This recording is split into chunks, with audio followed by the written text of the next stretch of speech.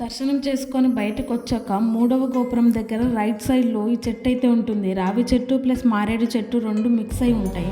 So ఇక్కడికి వచ్చిన వారంతా ఏదో కిందికి పైకి చూస్తూ వెతుకుతున్నట్టున్నారు. ఏంటి విషయం అని అడిగితే బల్లి రూపంలో ఈ చెట్టుపై 6 ఋషులో మునులో ఉంటారంట అని చెప్పారు.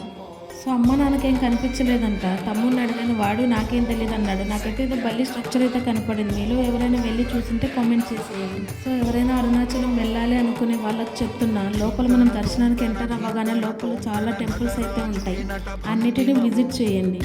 దర్శనం చేసుకుని బయటకు వచ్చిన తర్వాత ఇంకా నేను అమ్మ కొబ్బరికాయ అయితే కొట్టేశాం. ఇంకా రిటర్న్ అయితే స్టార్ట్ అయిపోవాలి. ఇక్కడ మీరు చూస్తుంది మా నాన్నని ఏం చేస్తున్నాడు అనుకుంటున్నారు. మొక్కజొన్నను అయితే బేరం ఆడుతున్నాడు. సో మొక్కజొన్న తెచ్చేశాడు. ఇంకా కొబ్బరి బొండం కోసం అయితే వెళ్ళాడు. కొబ్బరి బొండం కూడా తెచ్చి ఇచ్చేశాడు.